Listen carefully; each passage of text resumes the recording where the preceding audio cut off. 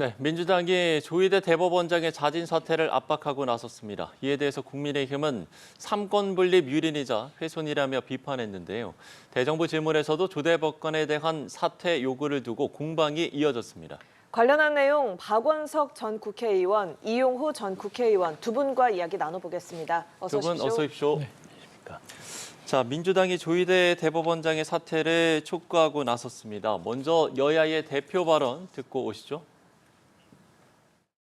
이미 법원 내부에서 신뢰를 잃었고 대법원장직을 수행할 수 없을 만큼 편향적이라는 법원 내부의 평가가 있었습니다.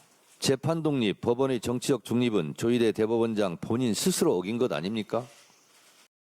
나중에 퇴임 이후에 이재명 대통령에 대한 재판도 결국 공범들의 판결과 마찬가지로 유죄 판결이 될 것입니다. 그것이 두렵기 때문에 조희대 대법원장의 사퇴를 요구하고 있다고 생각합니다. 네, 여야의 대표의 발언도 들어봤습니다만 민주당이 조희대 대법원장의 공개 사퇴를 압박하고 있고 일각에서는 조 대법원장이 스스로 물러나지 않는다면 탄핵 카드까지 꺼내야 한다라는 주장도 나오고 있습니다. 이런 민주당의 주장 좀 어떻게 보고 계신지요? 좀 과하다는 느낌이 전반적으로 드는데요. 네. 그러니까 조희대 대법원장에 대한 탄핵 얘기가 이미 한번 나왔었습니다. 그러니까 이재명 대통령의 그 선거법 위반 사건에 대한 파기환송을 이례적으로 빠른 속도로 대법원이 내렸을 때 탄핵 얘기가 나왔습니다만 당시에는 뭐 탄핵을 추진하지는 않았습니다. 네. 지금은 이제 탄핵을 넘어서서 물러나라는 일종의 이제 정치적 압박을 한 건데 어쨌든 대법원장은 6년의 임기가 정해져 있고 조희대 대법원장은 법관 정년 70세 때문에 6년 임기를 채우지 못하고 예, 맞습니다. 2027년 6월에 물러나도록 돼 있습니다. 그런데 이게 명백히 물러나야 될 만한 어떤 객관적 사유가 지금 분명치 않은데 조희대 대법원장이 과거에 그 이재명 대통령에 대한 그 선거법 상고심 사건을 좀 이례적인 속도로 파기환송했다는 이유가 하나 있는 것 같고 하나는 지금 내란 전담재판부에 대해서 전반적으로 사법부가 좀 비판적이거나 소극적입니다. 지난주에 있었던 법원장 회의에서도 그에 대한 우려들이 나왔고 위헌 논란부터 시작해서 사법권 독립성을 침해한다는 여러 가지 문제 지적이 있는데 그게 결국엔 내란 청산에 소극적이고 내란 청산에 소극적이라는 얘기는 내란에 동조하는 거 아니냐. 근데 여기서는 상당한 논리 비약이 저는 있을 수 있다고 생각해요. 더군다나 임기가 정해져 있는 대법원장을 정치적으로 사퇴하라고 압박하는 건 헌정사 초유의 일입니다. 저는 이건 바람직한 결과를 낳을 것 같지 않아요. 때문에 저는 조금 순리에 어긋나는 모습을 지금 보이고 있다고 생각하고 그래서 자칫 이제 오해를 부를 수가 있습니다. 결국 이게 이재명 대통령의 끝나지 않은 사법 리스크 이거를 선제적으로 봉쇄하기 위해서 이렇게 사법부에 대해서마저도 흔들기를 하는 거 아니냐 이런 오해와 논란은 나올 수 있거든요. 때문에 저는 좀 과유불급이다 이런 생각이 들고요. 어쨌든 내란 재판이 지금 생각보다 속도가 안 나고 있는 문제에 대해서는 촉구해야 되죠. 그리고 지금 재판을 맡고 있는 지기현 그 재판장이 과거에 이제 구속 취소 사건이나 조금 좀 석연치 않은 그런 판단을 내린 거에 대해서 정 문제라면 법관 기피 신청 제도라는 게 있습니다.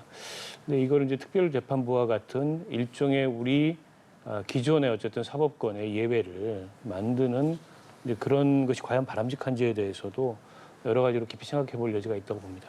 예. 지금 민주당의 주장 과유불급이다 이렇게 이야기를 해주셨거든요. 어떻게 보고 계신지요? 과유불급을 넘어서서 그런 지금 같은 민주당의 언행 그리고 사법부의 압박은 해서는 안 되는 거죠. 저는 적어도 사법부와 입법부 그리고 행정부가 민주주의의 세 축인데 대등한 위치에 있고 그런 차원에서 지금 아무리 국회의원이라고 해서 아무 말이나 공격하는 저런 식의 지금 행태는 전에도 없었고요. 있어서는 안 되는 것이다. 그렇게 저는 생각하고 있습니다. 그리고 저는 지금 대한민국의 민주주의가 그동안 얼마나 지난한 과정을 거쳐서 정말로 피와 눈물을 통해서 이 정도 이루어졌는데 지금 대한민국의 민주주의가 붕괴되는 그런 현장을 우리 국민들이 지금 보고 있다. 저는 그렇게 생각을 합니다. 지금 정청래 대표가 지금 대법원장을 향해서 대법원장이 그렇게 대단한 자리냐. 대법원장이 뭐 대통령 위에 있냐 이렇게 발언하거든요. 이건 매우 모욕적이고 정말 사법부를 정말로 우리 뭐 정당 사이에 지난번에 뭐 사람과 악수한다 이런 정도의 얘기다 저는 그렇게 생각하고 있는데 거꾸로 정말로 정청래 대표가 얼마나 대단한 사람이기에 저렇게 얘기해도 되느냐 거꾸로 저는 그렇게 묻고 싶고요. 저는 지금 민주당이 하고 있는 것은 지금 삼권 분립의 국헌을 문란시키는 그런 것으로서는 참으로 위험한 국면에 와 있다. 저는 그렇게 생각합니다. 네, 대통령실은 조희대 대법원장 사퇴 요구에 대해서 국회에서 이런 요구가 나왔다면 사법부가 그 이유를 돌아보는 게 우선이다라고 이야기를 했는데요. 이를 두고서 대통령실이 사퇴론에 공감한다라는 보도가 나오자 오독이고 오보다 과도한 해석이다라고 선을 긋기도 했습니다. 대통령실의 입장 또 어떻게 해석을 해봐야 하는지 그리고 또 국민의힘에서는 이 이재명 대통령을 향해서 심각한 삼권 분립 훼손이다. 대한민국 법치를 무너뜨리는 반헌법적 탄핵 사유다라고까지 이야기를 했는데 이거 내용 어떻게 보셨습니까? 아니, 국민의힘의 그런 주장도 과한 주장이죠. 그 대통령이 지난번에 그 취임 100일 기자회견 때 어쨌든 그 삼권 분립이라는 게 우리 헌법의 원칙이지만 사법부의 독립성이라는 것도 사법부가 마음대로 할 수 있다는 것이 아니고 이제 국민한테 직접 그 주권을 위임받은 국회가 조금 더 이제 민주적 정당성이라는 측면에서 우월한 그런 지위에 있고 결국 시스템은 국회가 만드는 거기 때문에 그 만들어진 시스템 속에서 헌법과 법률에 따라 혹은 양심에 따라 재판을 하는 거다. 이게 아주 원론적인 얘기를 한 거거든요. 예. 오늘 이제 조희대 대법원장 사퇴론에 대해서 대통령실 대변인이 여러 차례 입장을 표명하면서 이와 관련된 논란이나 오해를 불식시키려고 했는데 이제 최초의 발언이 다소 이제 오해를 살 만한 얘기를 했어요. 공감한다 이런 표현을 썼거든요. 네. 근데 이제 그게 대통령실의 입장으로 더 나아가서는 대통령의 입장으로 오해될 소지가 있잖아요. 국회에서 그런 주장이 나오는 걸 알고 있지만 그에 대해서 대통령실에서는 뭐 지켜보면 지켜봤지 공감한다 이런 의견을 표할 필요는 없다고 생각하고 나중에 이제 입장이 없다 이렇게 정정을 하긴 했습니다만 그런 과정에서 논란이 좀 나왔던 것 같고요.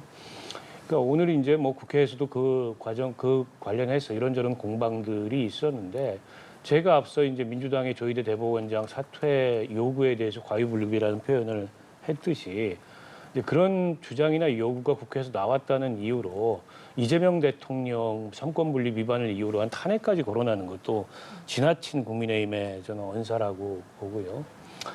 삼권 분립에 대해서 여러 시각이 있을 수 있습니다.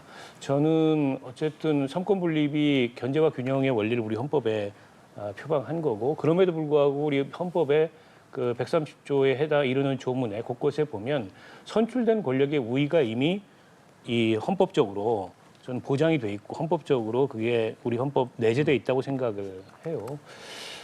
그러나 사법권의 이제 본질적인 내용에 대해서는 그건 법관으로 구성된 사법부에 귀속되는 거거든요. 근데 이제 재판부의 구성, 특정 사건에 대해서 누가 재판할 것인가 이런 문제까지 국회에서 추천한 추천위원들이 어떻게 보면 좀 그 재판부의 재판관을 구성하는 이 문제가 논란의 대상이 될 수 있기 때문에 그 문제에 대해서 신중하게 검토를 해야 된다라는 생각이고 우리 그 헌법재판소에 의한 대통령 탄핵 과정을 보면 두 번의 탄핵이 있었는데 두 번 다 탄핵된 대통령이 임명한 헌법재판관이 다수였습니다. 그럼에도 불구하고 그 대통령의 그런 행위가 우리 헌법에 위반한다는 이유로 헌법재판관 전원일치 파면 결정이 나왔거든요. 이게 비정상을 정상으로 극복한 그런 선례예요. 때문에 저는 이 내란 극복 과정도 예외를 만들기보다는 정상 체제를 통해서 우리 민주헌정제도가 갖고 있는 그런 제도의 힘을 통해서 그 비정상을 극복하는 게 맞다고 봅니다. 네, 대통령실에서 과도한 해석이다라는 입장을 내놓은 것 어떻게 들으셨는지 그리고 국민의힘에서는 조희대 대법원장 사퇴를 통해서 이재명 대통령 유죄 판결을 뒤집으려는 것이다라는 주장도 나오던데 이에 대해서 어떤 말씀하시고 싶으십니까? 그렇게 받아들일 수도 있죠. 근데 이제 기본적으로는 지금 그 내란 특별재판부든 조희대 대법원장의 사퇴든 간에 지금 집권 여당에서는 결과적으로 야당을 완전히 무력화시키고 그리고 장기 집권을 획책하고 있는 것이다 이렇게 보는 거예요. 그러니까 그 속에는 물론 이제 이재명 대통령의 그 사법 리스크 이 부분도 다 털고 가는 것이고 그러려면은 어차피 장기 집권이 되면 이 문제는 다 풀어지는 것이기 때문에 지금 지금 어떤 공세를 취하고 있다 이렇게 저는 보는 것이고요. 지금 내란 특별재판부를 사실 위헌 논란에도 불구하고 계속 지금 요구하는 것은 기본적으로 지금 특검에서 지금 내란으로 지금 몰고 가는 프레임을 가지고 지금 하고 있는데 그 결론에 사법부에 가서 만약 그게 내란이 아니었다 이렇게 결론이 나올 수도 있는 것이거든요. 그런 상태를 미연에 막고 그리고 내란 결과를 끌어내서 결과적으로는 지금 국민의힘을 위헌 정당으로 만들어서 해산까지 몰고 가서 장기 집권을 해야 되겠다 이런 생각을 하고 있는 것이 아닌가 저는 그렇게 생각이 되고요. 네. 그런 지금 여러 가지들이 야당의 근본적인 어떤 기반이라고 그럴까? 이런 걸 괴멸시키고 있는 상황. 예를 들면 그 종교적으로 소년보 지금 부산 그 목사를 선거법 관련해서 굳이 도주 우려가 없는데도 불구하고 구속시킨 것들 그 외에 뭐 김정은 목사나 혹은 뭐 이영훈 목사나 다 압수해서 지금 하는 것들 이런 것들이 지금 개신교가 기본적으로 여당의 그 거점이라고 보기 때문에 지지 기반이라고 보기 때문에 이런 것들을 정치적으로 지금 다 거점을 사실은 뭐 괴멸시키는 이런 것이 아닌가 싶고요. 그런 차원에서 지금 삼권 분립을 지금 얘기하고 있는 상황에서 이게 무너지는 상황에서 지금 그 조희대 대법원장을 압박하게 되면 적어도 내란 재판부 정도는 우리가 확보할 수 있다. 이미 지난 대선을 앞두고 당시에 조희대 대법관이 공직선거 관련해서 이제 유죄 취지로 파기환송을 하고 나니까 그 당시에 뭐 또 막 사퇴시키고 탄핵한다고 그러지 않았습니까? 그러니까 그 고법에서 그냥 스스로 재판을 대선 이후로 연기를 한다 이렇게 했단 말이에요. 그러고 나서 대선이 이재명 대통령이 되고 나니까 어떻게 했어요? 결국은 대통령 재임 중에는 안 한다 이렇게 된 거 아니에요. 그러니까 지금 그런 지난번에 학습 효과를 가지고 이번에도 조희대 대법관을 압박하게 되면 적어도 우리는 내란 특별재판부 정도는 얻어낼 수 있다. 그래서 우리가 앞으로 전국을 끌어가고 야당을 무력화시키는데 우리의 원하는 답을 끌어낼 수 있다 이렇게 보고 지금 공격하는 것 같습니다. 예, 알겠습니다. 이 부분은 좀 짧게 답변을 들었으면 좋겠는데 일단 조희대 대법원장은 지금 사퇴 요구에 침묵을 하고 있는 상황이고 앞으로 좀 어떤 입장이라든지 뭐 대법원 내에서도 좀 반발의 목소리도 나오고 있는 것 같고요. 어떤 좀 대응들이 있겠습니까? 이 부분은 좀 어떻게 보세요? 일단 법원이라는 조직이 그 정치적 입장으로 비출 수 있는 그런 입장을 밝히는 데는 굉장히 신중합니다. 예, 예. 지난번에 법원장 회의에서도 어쨌든 사법부 독립성이라는 원론에 기초한 신중한 입장을 표명한 거고 지금 정부 여당이 추진하는 사법개혁 논의에 사법부가 참여해야 된다라는 정도의 입장을 밝혔다고 보고 예. 지금 25일 날 법관 대표자 회의가 예정이 돼 있거든요. 그 법관 대표자 회의까지 진행한 이후에 아마도 뭐 입장이 나오더라도 나올 텐데 그러니까 일각에서는 조희대 대법원장이 뭐 저항한다 이런 식의 표현을 쓰는데요. 뭐 저항할 수도 없고 저항해서도 안 되고 그렇게 비춰지는 것은 저는 바람직하지 않다고 생각하고요.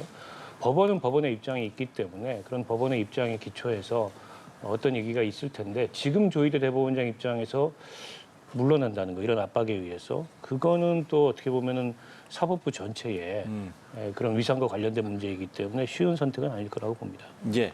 같은 질문 드려보죠, 네. 그래서 조희대 대법관이 여기서 사퇴를 한다 이건 있을 수 없는 것이고요. 그 자체로 이제 사법부는 붕괴되는 것이죠. 그 이후에 그러면 대법원장이 누가 되겠습니까? 지금 그렇더라도 지금 민주당에서는 대법관을 더 늘리는 법안까지 만들어 놨기 때문에 여기서 둑이 무너지면 사법부 독립은 앞으로 영원한 것이다. 저는 그렇게 보고 있는 것이고요. 예. 기본적으로 민주주의라고 하는 것은 그 집행하는 사람이나 그 기관이 지켜내야 되는 것이라고 저는 생각을 해요. 그러니까 예를 들어서 법이 우리가 국회에서 만들지만 그 법을 가능하면은 지키고자 하는 노력이 있어야 되는 것이 이 법을 어떻게 하면 깨트릴까 이렇게 생각하면 그 민주주의는 바로 무너지는 것이거든요. 그래서 그 동안에 우리는 사법부의 판결에 대해서 한 번도 이의를 제기한 적이 없어요. 언제나 저 판사의 판결에 대해서는 우리가 존중해 왔단 말이에요. 이게 무너진 게 민주당 정부부터 무너지기 시작했고 지금 그 절정을 지금 보고 있는 상황인데, 그래서 심지어 본인들이 원하는 그런 판결이 나오지 않으면 판사를 공격하는 이런 상황이 지금 되지 않았습니까? 그래서 지금 굉장히 사법권이 훼손되고 있는 상황이기 때문에 저는 이런 것들을 오로지 그냥 국민들에게 한가하게 맡기기보다는 물론 사법부가 절제된 언어지만 저항을 해야 된다고 생각해요. 그러니까 무슨 뭐 집단 행동을 하기보다는 그래도 사법부의 독립을 위해서 스스로 명확한 법의 논리로 이건 사법부의 독립의 침해다라고 하는 것을 분명히 의사 표현을 해야 되는 것이지, 이걸 완곡하게 간접적으로 얘기하면 지금 그렇게 한가하게 얘기해서는 사법권의 독립이 지켜지기가 어려운 상황이다. 민주당은 뭐 물불 안 가리고 지금 공격하고 막 모욕하고 이런 상황이기 때문에 이런 지금 이 시점에서는 사법부도 적어도 어떤 저항을 한다. 그리고 민주주의를 지킨다고는 그런 사명감을 가지고 반드시 본인들의 입장을 당당하게 밝히는 그런 때가 지금이 아닌가 싶습니다. 예. 주제를 좀 바꿔보겠습니다. 2019년 국회 패스트트랙 충돌 사건으로 기소된 국민의힘의 전신 자유한국당 지도부와 의원들에게 실형이 구형됐습니다. 관련한 여야 목소리 듣고 오겠습니다. 당연히 정당한 정치의 행위였고 그 목적이라든지 또는 그 방법에 있어서 우리 정치적 의사를 표시하는 방법이었습니다. 지금 대한민국의 다수의 폭거를 가져오게 한 패스트트랙 기소였다. 매우 부당한 기소였다고 생각합니다. 나경원 의원이 있어야 할 곳은 법사위가 아니라 법정입니다. 법무부, 대검찰청, 대법원 등을 피감기관으로 두고 있는 법사위 간사에 나경원 의원이 선임되는 것은 심각한 이해충돌로 결코 있을 수 없는 일입니다. 네, 듣고 오신 것처럼 나경원 의원은 정당한 정치행위였다라고 주장을 했는데요. 검찰의 구형대로라면 나경원 의원, 황교안 당시대표 그리고 송원석 의원 등이 의원직 상실형에 해당을 하기 때문에 이대로 확정이 되면 국민의힘 현재 원내대표를 포함해서 현역 의원 여럿이 의원직을 잃을 수도 있는 상황이 되는 거 아니겠습니까? 저대로 뭐 구형대로 판사가 대법원까지 해서 결론이 나면 그렇죠. 그렇지만 저는 그렇게까지 가겠나 이런 생각이 들고, 다만 그럼에도 불구하고 검찰이 형량을 과도하게 구형한 거 아닌가 저는 그렇게 보고요. 이번 지금 사안은 당시에 선거법 그리고 이제 공수처법 관련해서 패스트트랙에 거는 거였는데 국회에 사실은 이 법을 통과하는 과정에서 입법 과정이 문제거든요. 근데 입법 과정이 문제 가지고 저렇게 국회에서 해결해야 될, 정치적으로 해결해야 될 문제를 사법부에 굳이 가지고 와서 사법부에 그 어떤 판단을 맡기는 것 자체는 아주 잘못된 선례라고 생각을 해요. 적어도 국회에서 합의를 하고 했어야 되고, 또 특히 그 당시에 문제가 됐던 것은 선거법인데, 선거법은 그동안에 여야 간에 어떤 게임의 룰을 정하는 것이기 때문에 사실 합의를 해왔던 것이거든요. 그런데 합의를 하지 않고 야권에서 일방적으로 그 당시 국민도 이해를 못하는 연동형 비례대표제, 그래서 뭐 그 당시에 뭐 수학자도 모른다 이런 얘기도 나오고 그랬었는데 이걸 밀어붙이는 상황이어서 당시에 지금 뭐 화면에서 늘 보면 그 당시가 뭐 무슨 뭐 폭력을 행사하고 이런 게 아니고 소수 여당으로서는 할 수 있는 저항권을 사실은 행사한 거예요. 그러니까 무슨 같이 스크럼을 짜고 눕거나 이런 정도였는데, 저걸 가지고 굳이 이 사법부에 가져가고 저렇게 또 검사는 또 저렇게 과도한 형량을 구형하는 것은 정치를 매우 무력화시키고 정치의 본령을 약화시킨 거다 저는 그렇게 보고요. 지금 검찰도 그러니까 좀 비판을 그런 측면에서 자꾸 권력의 눈치를 보는 것이 아닌가 저는 그렇게 생각이 되고, 1심, 2심, 3심을 거치면서 저는 이 문제는 그렇게 뭐 정치를 할 수 없을 정도의 형량이 나오거나 그러지 않고 저는 뭐 끝내라고 저는 기대를 하고 있습니다. 네, 관련한 재판이 공전을 거듭하다가 기소 5년 8개월 만에야 결심 공판이 열리게 됐는데 검찰의 구형이 과한 측면이 있다라고 말씀을 하십니다. 이게 이제 6년 만에 구형이 이루어졌는데요. 그러니까 지연된 정의는 정의가 아니다 이런 얘기가 있지 않습니까? 이런 게 이제 사법 불신의 저는 원인이 된다고 봅니다. 결국 국회의원들이 갖고 있는 특권으로 인해서 명백히 그 국회법을 위반한 그런 행위를 했음에도 불구하고 재판이 네. 이렇게 한없이 지연돼 가지고 이제서야 정권이 바뀌고 나서 이제 구형이 이루어졌는데 재판의 결론은 뭐 예단하지는 않겠습니다. 어쨌든 지금은 구형이 이루어진 거고 예. 이제 결론이 어떻게 날지는 지켜봐야 되겠습니다만 집행유예 이상형을 받으면 어쨌든 의원직이 박탈되는 데다가 10년 이상 출마를 못하게 되거든요.